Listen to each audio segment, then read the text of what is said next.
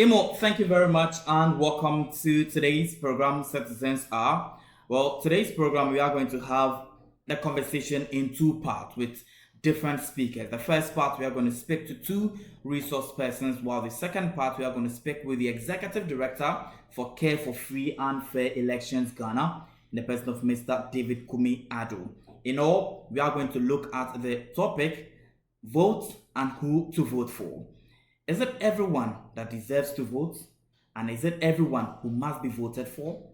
Let's simplify the whole idea of voting in its simplest terms for a proper understanding to our cherished listeners across the globe and, of course, in Africa and West Africa as well. You definitely want to stick and stay on this particular conversation. Stay with us, we'll be right back. Broadcasting live from the capital of Ghana, Accra. Welcome to another edition of Citizens Are on West Africa Democracy Radio 94.9 FM in Dakar. Citizens Are, Africa's radio program, is dedicated to exploring the democratic government lenses on strengthening democracy using radio, focusing on engaging citizens in conversations about the importance of democracy and the challenges it faces, while we also recommend actionable solutions to consolidating the gains of democracy for the greater good and development of our dearest continent, Africa at large. Well, with some 70 days to Ghana's 2024 general elections, we are indeed your hub of democracy and good governance discourse. This is Citizens Are. Today's episode will heavily be focused on finding critical actions or answers to the big question in a democratic state, which is who can vote and be voted for? Are there some criteria that enables an individual to vote? And who is indeed eligible to contest in any position to be voted for? Is a person entitled to actually trade his vote for a price? I mean, does vote in itself become a commodity for in an electioneering year as a business avenue? Is that really the reality on the ground, or it isn't? Is our democracy gradually becoming moneycracy because people's vote, which is their power, their conscience, is actually traded for money to the person who must be voted for? As established already, free and fair elections are significant characteristics of a healthy democracy, and that is only made possible by voting.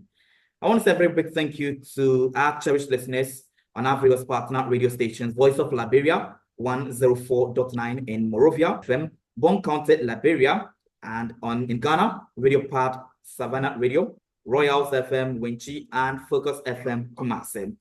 We would also want to say a very big thank you to our listeners on our Baka Radio, 97.5 FM, Bauchi and Darling FM, 107.3, Oreri Southeast Nigeria, and also on Africa Young Voices 101.6 FM, Freetown and Radio Buff 91.3, Mao 91 in Sierra Leone, and Hilltop Radio in the Gambia. So let's get straight into conversation. And joining me for this all-important conversation is the Director of Youth and Sports with the Kwame Nkrumah Ideological Institute. He is also an activist and a social transformer, and a STEM advocate, which is science, technology, engineering, and mathematics advocate. VT Albert Tete, thank you very much for joining me. And next is teaching assistant at the University of Ghana Business School and a Master of Philosophy in Management Information System. And she is also passionate and a youth activist on matters of democracy and good governance. She is Miss Monica Bafoewa. Ladies and gentlemen, thank you so much, and you're welcome. Oh, thank you. Let me take your initial reaction towards the latest happening in Ghana, where demonstrators, unarmed individuals, harmless individuals, went onto the street to protest, and they've been arraigned before courts. They've been arrested and remanded in police custody for 2 weeks. What do you make of that, and how does that action what does that action mean onto our democracy?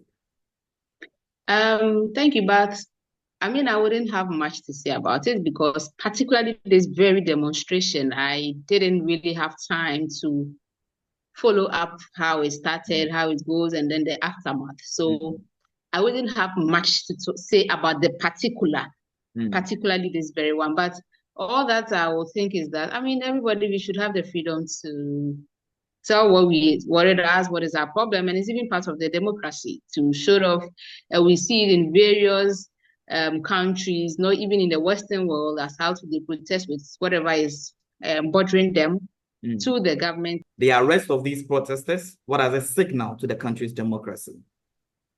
It means our democracy is at stake, because people have the right, the constitutional right, to protest whenever they want to.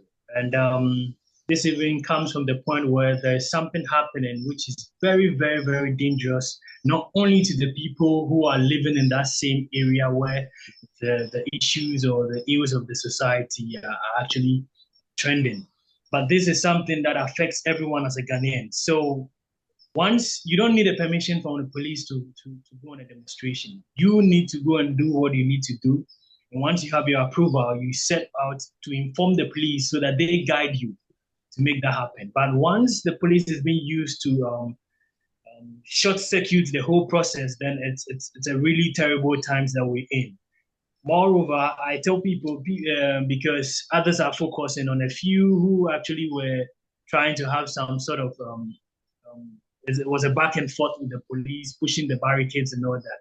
But what must be said is, do you think when people set out to go on protest or demonstrate, you expect it to be like a conference or a boardroom meeting? No, definitely they have to do something that will cause you to respond.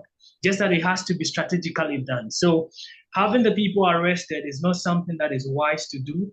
And moreover, we even had over the same weekend people who were caught in other Galamsey areas who were granted bail. So why are you refusing people what is actually their right? They have the right to be granted the bail, and whatever you want to do, you can do going forward.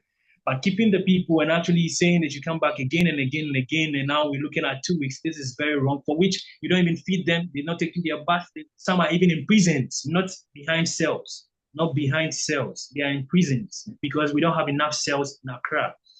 It's terrifying. It's really sickening. And I think this is not right to do. Irrespective of the fact that there might be one or two things that went wrong, whatever or whatsoever perspective people will look at it, I don't think arresting them and detaining them till now is the right thing to do. And it tells us that looking at the elections that is coming, the upcoming election, that we really need to be vigilant. We really need to plan well strategically as a people, because we are not experiencing democracy at this time. Okay, so you feel that the arrest goes to deepen or may have a dent on the country's democracy? It's not made. Okay. Already done. Okay. So let's go straight to today's conversation. We want to find out from you, when we talk about voting and who is to be voted for, what does it mean? In the first place, voting, we know, as part of constitutional human rights to exercise a person's franchise. But break it down to the simplest term for ordinary citizens' understanding. What does it mean to say I am voting or I will vote? So I think I am both as per the Constitution, and then I think from 18 years you are a man and a woman who can make decision and know left from right and know what is wrong and what is right. So from then you can make a decision even from home. That is how come even the nation, there's a constitution that back that after 18 years you could now exercise your franchise. But then it's becoming something that I mean, these days it's really difficult to make mention who is to vote. And right now, what I think is that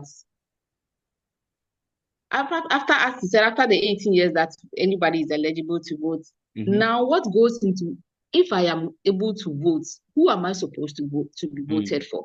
And this one, I think I wouldn't say it should start from home. I'm sure from basic school, they tell us what's not, who a citizen is, your rights, your privileges, and all those ones as we grow into our 18 years and then 21 years to be able to be voted also for. And I think that one is not much enough for us to be able to stand out and say that we want to vote. Because that is the reason, that is what is channeled us into. I heard you mention in your introduction about talking about moneycracy. So we are not getting to know what really it is, the essence of voting. So we end up saying, okay, then if somebody comes to me with anything, let me just follow up and vote for the person. Why? Because we don't really know what's the essence of voting. And it goes down into losing our patriotism. So, I mean, the whole picture of democracy, you look at it, and then one of the elements or one of the principle or activity which is done is voting. Let me stay a while longer with you, Albert, because Madam Monica has also, touched on voting. What does it mean to say voting, and what does it entail? Voting is basically, we vote in all areas or all sectors with respect to who we want to elect. And that is having the freedom to choose a leader or having the freedom to choose whoever in whatsoever organization we find ourselves to do or occupy a position. So voting can be done. But when it comes to voting with respect to a nation's decision to have a leader, it means there must be the people must actually pass some checks to be eligible voters. And if you want to talk about voting in a general sense, it doesn't just take people who are above the age 18 or 18 and above, which constitutionally makes you eligible to be a voter. No, these are when we come to voting for leaders in a country on a national basis or in our various districts or whatsoever, in these various capacities. It's not just 18 and above. You have to be in the right standing here to be a voter. So it's right like people right standing where? Mentally fit, you mean? Yeah, you have to be mentally fit because when you vote wrongly, it will go against you. And that is how come you might have someone in a position and you might say, oh, he said something and he didn't live up to it. So you need to be in the right standing. You really need to be having the right kind of mentality. That is you actually going through what the key things that actually makes the leader what is worth voting for. And that is what I see to be someone who is actually eligible to vote, not just 18 and above. Someone who is able to decipher between what is wrong and right, to know the times we are in and the kind of leader that is necessary or needed for the times ahead. So that is basically who a voter is, not just about age. Yeah. So a voter is not just about age, but someone who has the right mental fortitude to decipher who ought to be voted for. Then it leads us to the other point, because this particular topic is in two folds. Who is to vote and who is to be voted for? So we ask, who is to be voted for would be the leader to be chosen, right? Yeah. Okay. Who is to be voted for is who is to be voted for would be the leader to be what? Chosen. Yes. Exactly. Okay. So then we ask, for you to present yourself as a leader to be voted for, what must you possess? What must be your qualities? What should you bring to the table? What should be some of your qualities? I think for me, okay. Yeah. I wanted Madam Monica to actually pick. Yeah, that's fine. Yeah. Okay, so this I think is it Albert, right? Yeah. Albert made mention of mentally sound, of which it is even part of the Electoral Commission's criteria in selecting who is to vote and who is to be voted for. I have chance working with EC for a while. Through registration processes, electoral processes, and a whole lot. And particularly when it comes to per the EC regulation, you need to be sound. But I remember at a polling station that we were having a registration process, and then a family brought somebody to be registered. So we all realized that no, this person is not really in the position mentally to be an eligible voter. And it was just a war, because the family was like, he is a Ghanaian and he's more than 18, and you see, so all these things that we are talking about now, it boils down into something is not going right in knowing a lot of things. So I'm just trying to say that there is a inefficient knowledge in when we come to our electoral processes. I think that is from who is supposed to be voted, who is supposed to be voted for. So to the question, who is to be voted for? Which is so who is to be voted for? Yeah. I think when it comes to generally, I'll come from the point of view from our electoral processes, who is qualified. Normally somebody who we know in Ghanaian per culture-wise, somebody we think and we know it doesn't have any issue of criminal background, like sound, and even somebody who is just good, let me put it that way, who is just good or gentle in the society. We see that. And then under normal circumstance too, I think it's supposed to be somebody who knows what it's about. Someone who knows. So what it's about, yes. You see, some people just think the word honorable, like when they hear the honorable, just to be called honorable, like it pleases them. Or to be given a bit of social stratification, that when we go for meetings, I'll be called at least to give speeches, to give me opportunities. People will come to me. People will look at that side of it to forget about helping to build a nation.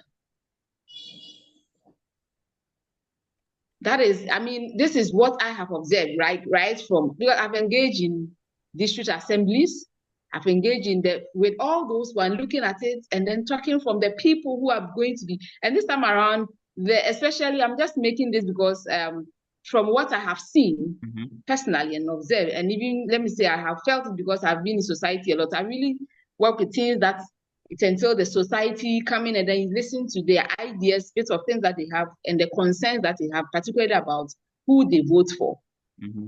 So this, starting from the district assembly level and things, that is where people just look at the honorable side of it and then forget about somebody who can help them or who executes what, especially because no matter what, everything that is supposed to be done, they start from the district level. That is from the assemblyman. For the assemblyman, that is from the households. They know everybody in the community, the household, and everything, right to the MP, and then climb up to the ministerial and then to the presidential as the rulers. So most of the time, I think the person who is supposed to be voted for should be a person who has so much concern about the community. So not somebody who likes the honorable part of the position. And believe you me, it's people are really into it because of the honorable positions. I can get closer to the MC. I can get closer to the MP. People will come to me. That's prestige than making the nation. So, Albert, Madam Monica has talked about two things. So people to be voted for are in two categories. One, someone who is concerned about the fame, the honor, the pleasure, the fanfare that comes with being addressed as an honorable person. I am the DCE, I'm the MP, I am the leader here. And then the other, one who genuinely is concerned about the true development and growth. Yet, if these two are presented, the voter must make a choice. In cases where the voter is unable to decipher very well about what he or she needs, in selecting either of these two to be the leader, how does that become a worry or a great disaster onto the nation or the catchment area?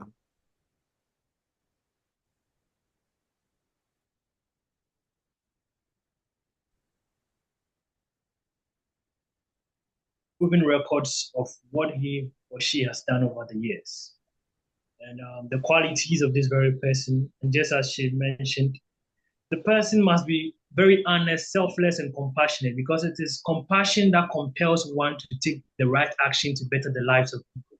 So if this person is not compassionate and you vote for that person, then it means that you're looking forward to seeing a total mess in the future. Once the person is compassionate, once the person loves people, loves society, and wants to see people, everyone winning, when the person assumes or takes or occupies the leadership position, he or she will ensure that the people have a good standard of living improved over the day, over time. So when we vote the wrong people or we elect the wrong leaders, then it means things are going to go wrong, because these people will now be in the capacity to use all the power given them to be very self-centered. And that is how can we say it now becomes family and friends affair. So it really matters that we elect the right people by checking their track records and actually knowing how these people are, how they related with humans or fellow or their colleagues over the years. And this is what we don't check. When we just see people who have money, people who have the name and status in society, they are CEOs of this and that, they are businessmen flying in and out there, we tend to look at this aspect of the people to elect them as leaders. And that is where the error comes in. Leadership is not about money. And recently I was sharing with a friend and I told her that, do you know that in our chieftaincy system, why do we have the other sub-chiefs or the kingmakers or the elders around the leader? And even when you check with the Tumfo, there was a time that he was speaking and he was getting angry and out of scope. Then the people actually raised a song to interrupt him. These are things that have been put in place. It means everyone, irrespective of the fact that you are elected to be a leader, wisdom is irrespective of age, and we learn on the job, and we learn with respect to what the times are. So when we are going off, there must be people around us to actually put us back on track. And this is what has been in the traditional rulership or in the traditional systems. We don't have a working structure like that when it comes to our national leadership. Even though they tell us that they advise us to this and that is just to put people in positions to just enjoy a piece of the national cake.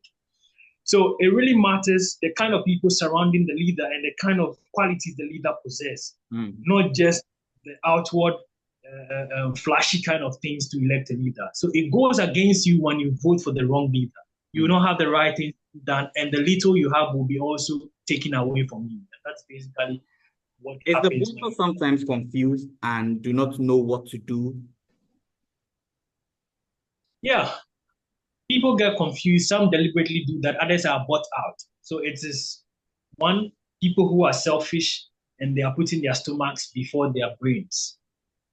Two, people who are not in the right standing. They are unstable, very unstable as water. So they are just carried away by the wind. They are just like a chaff. They are blown away by anything they hear, and they don't sit down to critically analyze what's going on or what's at stake. Then the third one is people who they are just naive. They don't know about it until you educate them. And that is why like the agencies or organizations like NCCE need to really do their works, because once we don't help people to build their mindset well, to think critically, then what are you expecting them to do? They will just be there. And many of them will even decide that go and do whatever you want to do. So these are people who are just laid back until they get the actual understanding of what the times are and what they need to do as citizens, the rights they have and the role they have to play, because their voices matter and their votes matter, and they have actually all it takes to elect the leader, because everyone counts. These people need to be psyched up. These people need to be helped. It's just like a weak stem. It needs taking. And these are the categories of people in the society. Others, they are just outright, they are selfish. Yeah. Okay. So, indeed, the voter, who to be voted for, very critical. Madam Monica, I want to find out from you. I mean, Albert talked about people who places their stomach first before their brain. People are bought. And if gradually, good, I like this, you, Madam Monica. And if gradually people are bought, what does that become of a nation where our democracy has gradually become monocrious? people being bought didn't just start in a day. It's a process. It's the loss in confidence. The loss in confidence of the people, that is what led to people being bought. Because beginning, I have kept my confidence in you. Things are going to be this way per the promises that have been given me. You leave and then the promises are not executed. All the things that my expectations are not being met. If the expectations are not being met, what will I do? Then then let me be selfish to myself. So if you tell me you are going to do this, you are going to do this for all the nation to benefit, and then tomorrow the story turns different, then okay, if you don't do it that way, let me do it my own way. Let me be selfish to myself. So then let me sell my votes. So I always say that monetization of people sell their votes. Monetization of the votes is not about it's not just it's a process. It started for somewhere. It's the citizens losing confidence in the people, in our leaders. So let me put it that way. So you're saying that monetization or vote selling is as a result of citizens losing confidence in their leaders? Yes. And if that is gradually becoming the order of the day, how dangerous is it? How dangerous it is when people or when citizens or when the voter is gradually selling his vote, which is his conscience and his power? How dangerous is it to the democracy? Okay, Albert. Yeah, so that's self-destruction, and this is a terrible time to be in.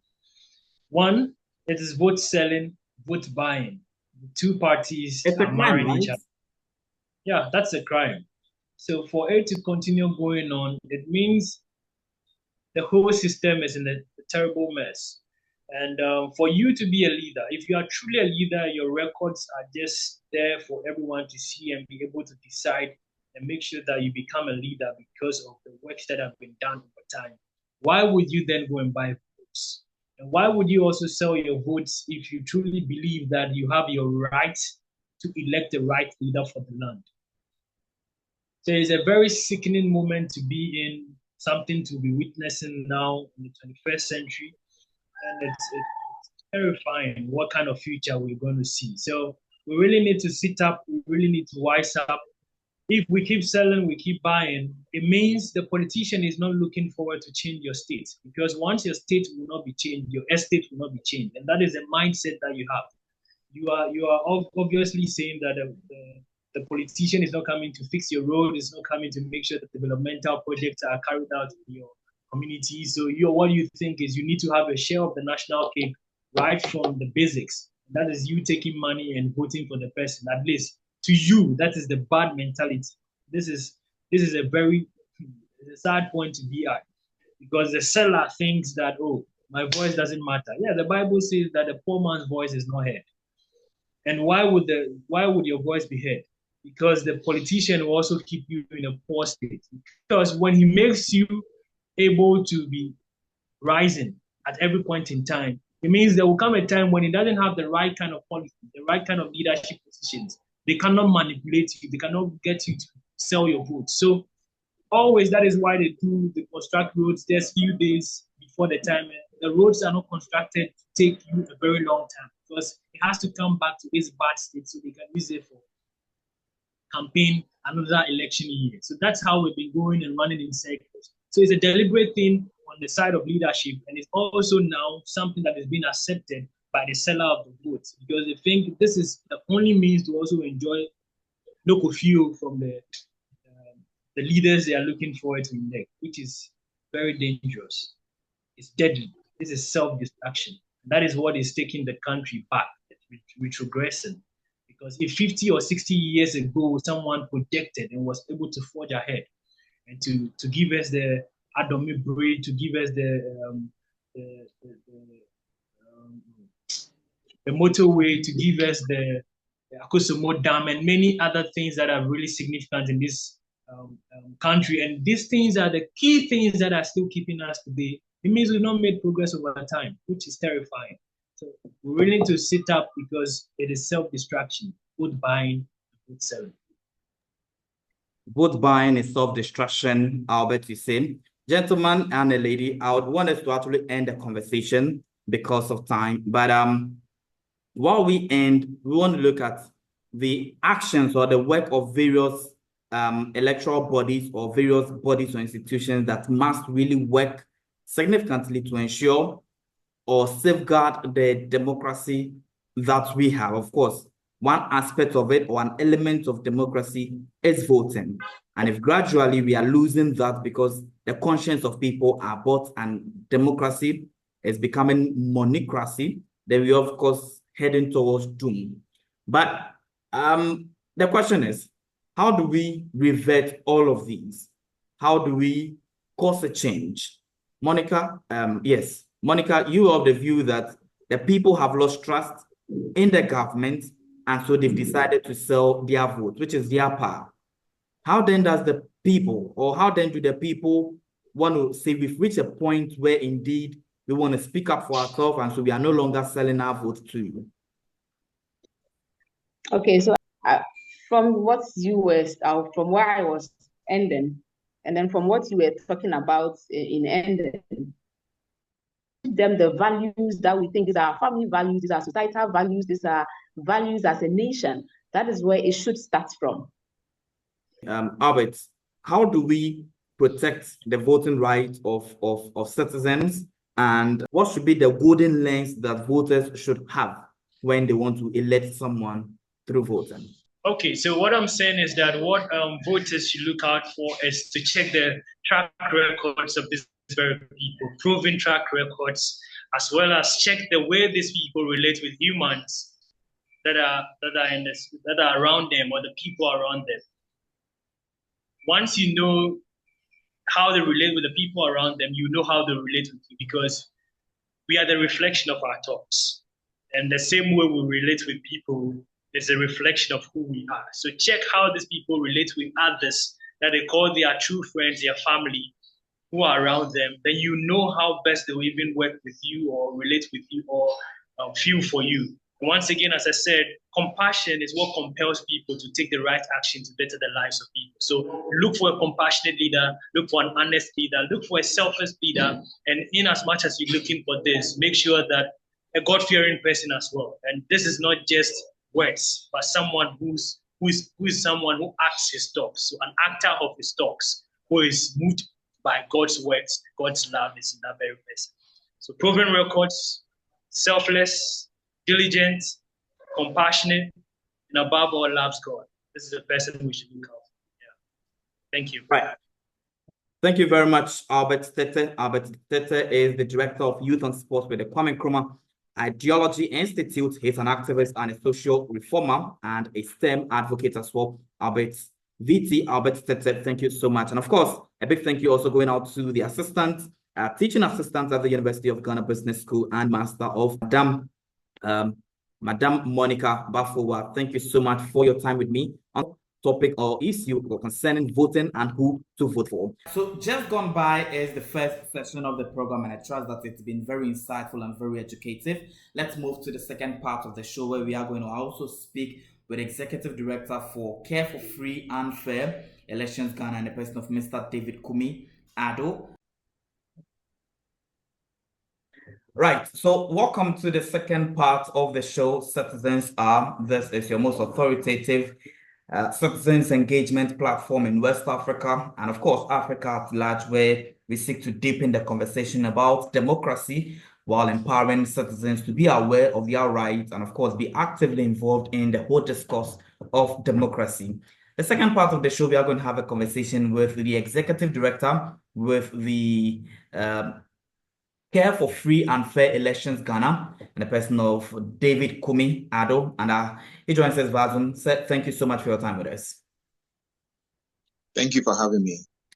Okay, so today we're looking at voting and who to vote for. So it is two things in one.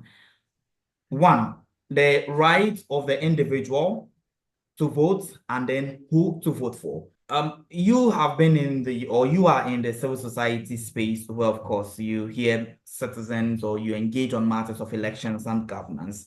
How concerned are you when you become when you hear issues of voter apathy on the part of many voters? Well, voter apathy is a grave concern because it tells that, first and foremost, the people may not be trusting in the candidates that have put themselves forward to be voted for. It may tell that people are not satisfied with the kind of democracy that is being handed over to them. It tells that people are disillusioned and they are disappointed in leadership. Therefore, perhaps they wouldn't want to take part in the democracy that we are enjoying, or that is being used to rule the country. And that becomes a danger, because when people begin to have negative feeling about the democracy practiced in a particular country, then it is easy for the people to freely give information or participate in insurgency, participate in aggressive behavior, take part in things that will topple the democracy that we are practicing. So it is a danger when we begin to experience a lot of apathetic feelings and then actions that people will not want to participate in a democratic process. It becomes a very, very big worry. And I think that it's something that we must not just let it slide, but we must take steps in resolving it to ensure that everybody will get him or herself involved. Democracy thrives in an arena of inclusivity. When there is inclusiveness, people feel that they are partakers. People feel they are involved. And anything you are involved and you like and you are happy about, you wouldn't want to destroy it. So basically, that is what it is. If there is so much voter apathy, it calls for a lot of concern that leadership must take steps to ensure that whatever is causing that voter apathy is reversed, or an effort is put together to ensure that there is so much inclusivity and public participation in a democracy that is being practiced. Okay, two things. What brings about this particular voter apathy? And two, in the case of Ghana, what are you picking up ahead of the general elections? Do you foresee voter apathy on the part of Ghanaians or on the part of many voters? Okay, so to answer your first question, what brings about voter apathy is disappointment. Leadership promises and never fulfills the promise. So a lot of people have disbelief when even another person comes to say, I will do this and then I will do that, because of past experience. People feel that you have just come to deceive. You have just come to tell them what you are not going to do. So even though they are going to queue to vote for one person or the other, they don't believe anybody that is participating or that is contesting in the elections, that they feel that they will have to go and choose one or vote for. So that is the cause of voter apathy. When people have lost confidence in the democracy that we are practicing, because the democracy is not bringing advancement, the democracy is not able to protect them, the democracy is not able to bring development, the democracy is not able to create an enabling environment for people to work and then earn something.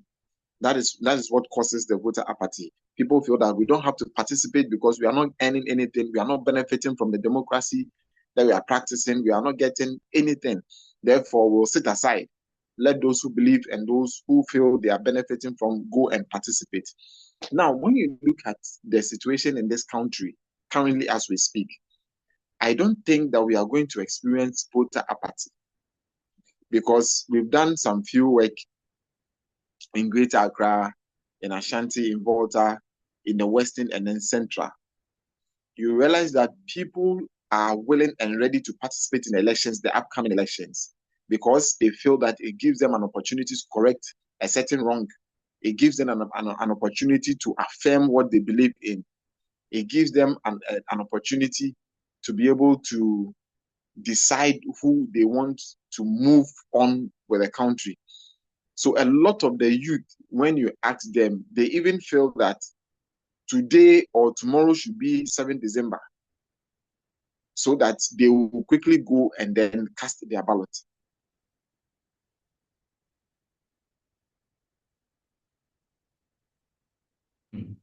Interesting. So you feel that Ghana is by no means reaching any voter apathy ahead of the December 7th general elections. But let's look at the power of the voter.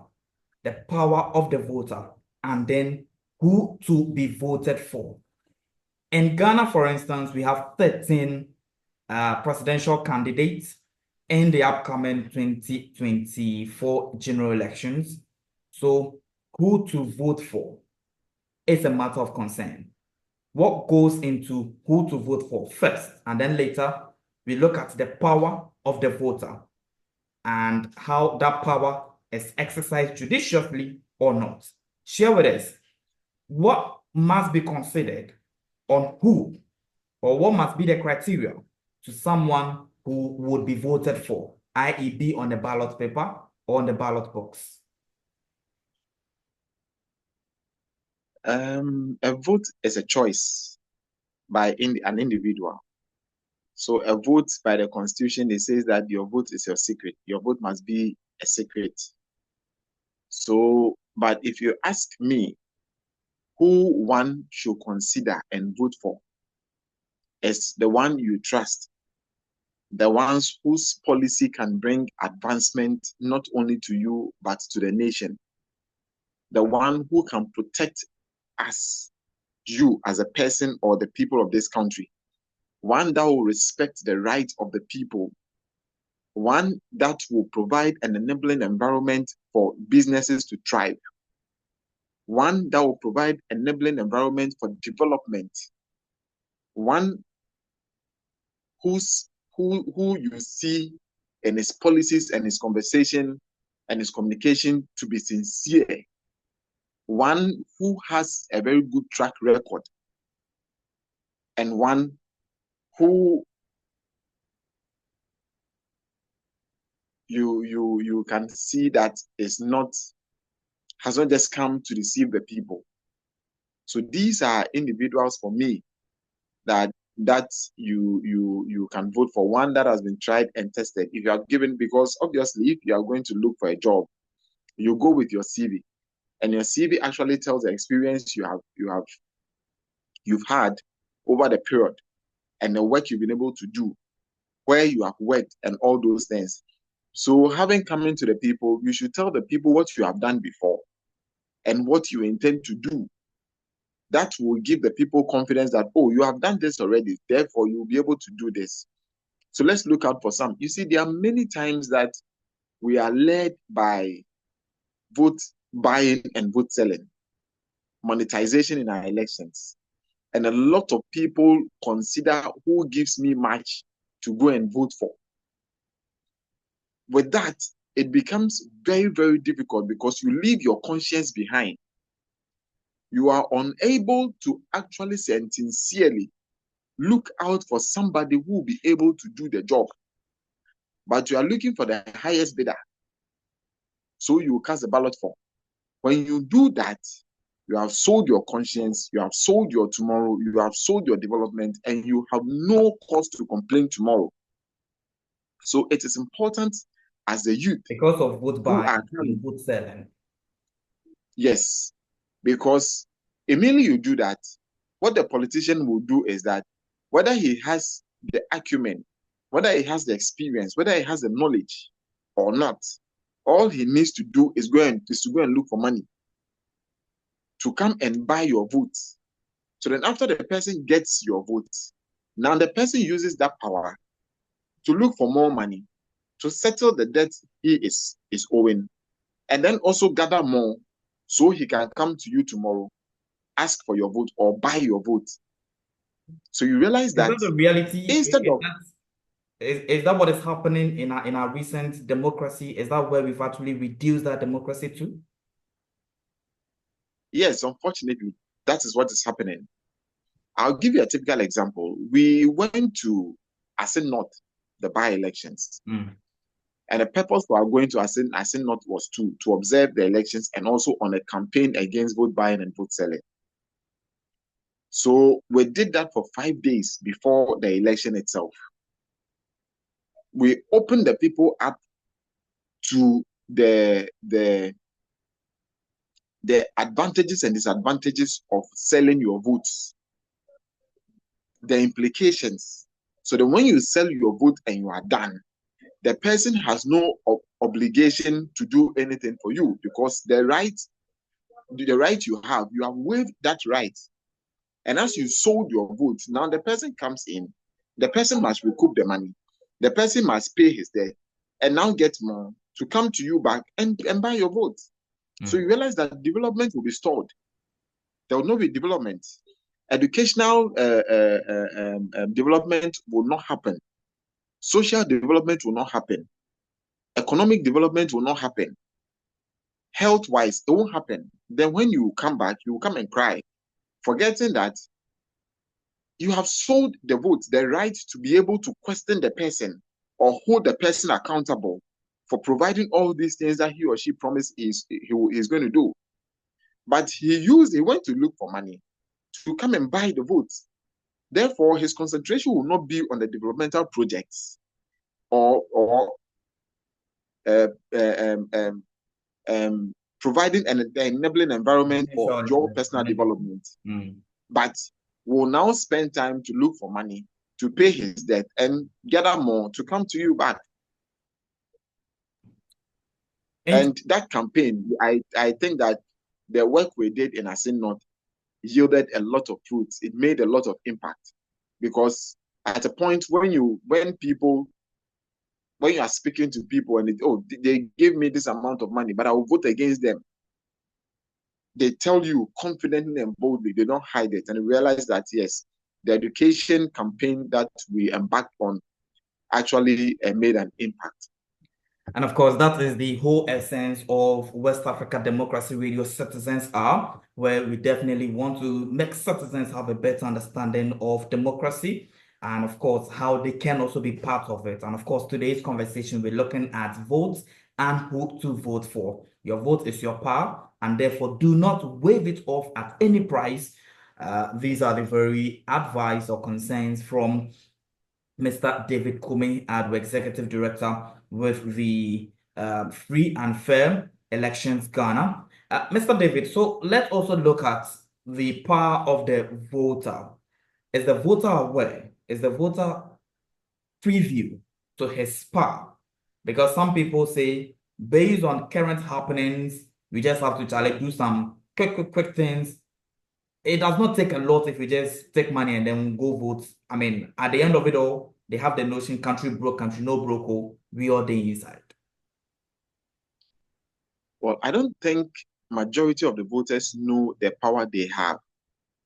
Because when they do, I'm not sure that you'll go and sell your vote for 50 Ghana cedi or 100 Ghana cedi.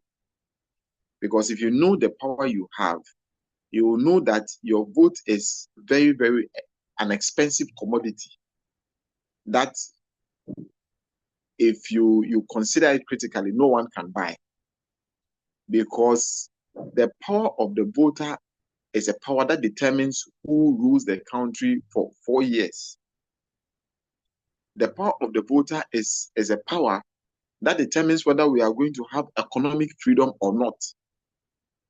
The power of the voter is the power that determines whether we will have a very good infrastructure, educational infrastructure, economic infrastructures, health infrastructures, and many other things. Our security will be good. Our power system will be good. Our when it comes to energy, everything will be good. But they don't know that our votes are the ones that determine. My vote is the one that determines whether it is going to be good for this country or it's going to be bad. Whether the system is going to be But we've had a certain precedent tell a people in a particular constituency that, look, because you did not vote for me, so I have denied you of this particular amenity because you did not vote for me. Isn't that one thing that makes citizens feel like, oh,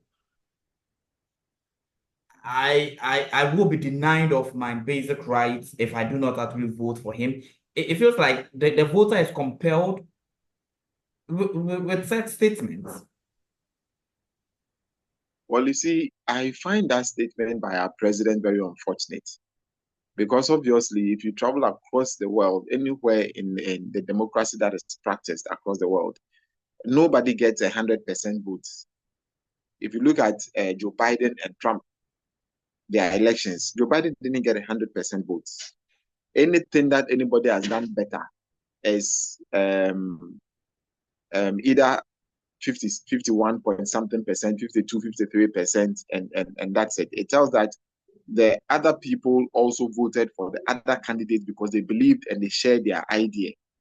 So for you to go to people, the people to tell them that because you didn't vote for me, I am going to refuse you projects. I'm going to refuse you development and all those things. It is quite unfortunate.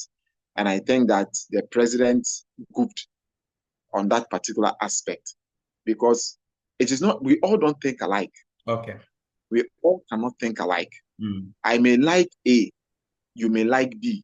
Mm. It depends on what goes into the reason why you like A or you like B. Okay. Our worldviews are also different. The way we see things, the way we perceive things, the way we consider things are very different. So I may like maybe a white lady, but you may like a very dark lady. So to come and tell me that because you didn't vote for me, but he's forgotten that even though they didn't vote for him, he is taking their taxes. So did he say that, okay, you didn't vote for me, so I don't like your taxes. Take your taxes and go and do your own development. The people would have said hallelujah. And when they are gathered their taxes, they could have made the roads, they could have built their own schools, they could have built their health facilities and provided electricity for themselves, which could have helped them. But you take all the money, put it in one consolidated fund so that it is used for the country's benefit. But to say that is quite unfortunate. All right, Mr. David would have to end the conversation here, but of course, we want to say a very big thank you to you for your time. But as we wrap up, very final comments on votes and who to vote for. An education to citizenry across Ghana and the entire West Africa, as well as Africa, about the power they will in order to truly cherish it and democratically exercise it at any time. Well, I'm going to advise the voter to vote for the policies that sits well with them. Vote for somebody you believe in. Vote for somebody you believe that is being sincere with us and will not come and receive us as we have seen in the past. Let's vote for somebody who respects the rights of individuals. Let's vote for somebody who has compassion for the country. Let's vote for somebody who has the country at heart.